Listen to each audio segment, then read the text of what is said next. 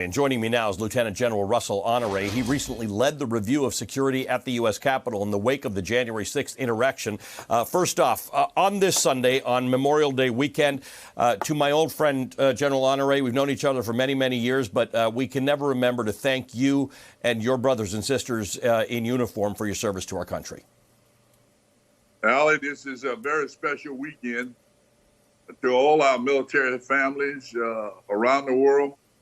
And because this is to remember those who gave all, those who died while in service. So we remember. For most people, it's a start of summer vacation and the pools opening. But those who know, we remember, because it is a celebration of those who died serving their country.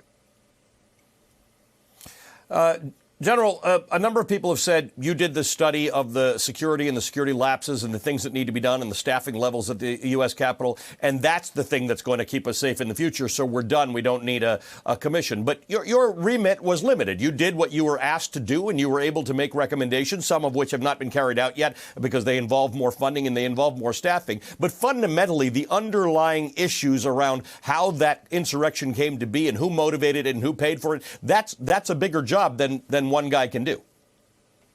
Absolutely, sir. We need the commission or some type of commission because we got to figure out how this happened, how this ragtag rebel group could come to inside the yard of the most powerful police force in the world, the FBI, the thousands of Secret Service agents in their yard, attack the Capitol, get into the Capitol, under the shadows of the Department of Defense.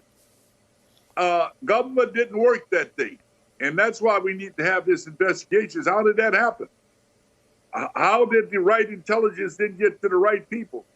And we know the Capitol Police, and along with the Metropolitan Police, they did the best they could. And they've got a lot of things to fix inside the Capitol Police. We've laid that out. But this should not have happened in the backyard of the FBI, the Secret Service, Department of Homeland Security, and in the shadows of the Pentagon. There's no way in hell this should have happened. And that's why we need to have this investigation, Ali. In the absence of that, we had Brian Sicknick's mother and his life partner going and knocking on the doors of senators to try and ask them to at least do justice to the American Capitol Police. You have called for a supplement to harden the Capitol, to increase Capitol security funding, increasing the numbers of Capitol Hill police. And in fact, there are fewer now than when you actually did the report. You're also calling for the establishment of a quick reaction force so that when and if something like this happens, we don't go through that hours and hours of people on the phone calling people who are not connecting them to other people to get something done on the ground. That's exactly right. There are members who have seen the requirements for a quick reaction force who say we don't need that. We don't want to militarize the response. Well, guess what? After 9/11, we had 250 National Guards stationed at the Capitol for 2 years. 2 years, Ali. But they don't want to do that now.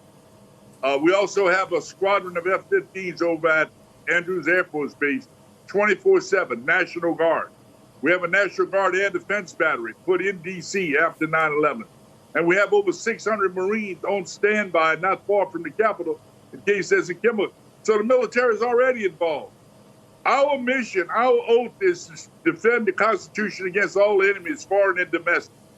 And we've got to be able to figure out how we're going to deal with this domestic threat, first with law enforcement, but whatever it takes, we've got to beat down this domestic threat who can come to the Capitol, break in, and walk out.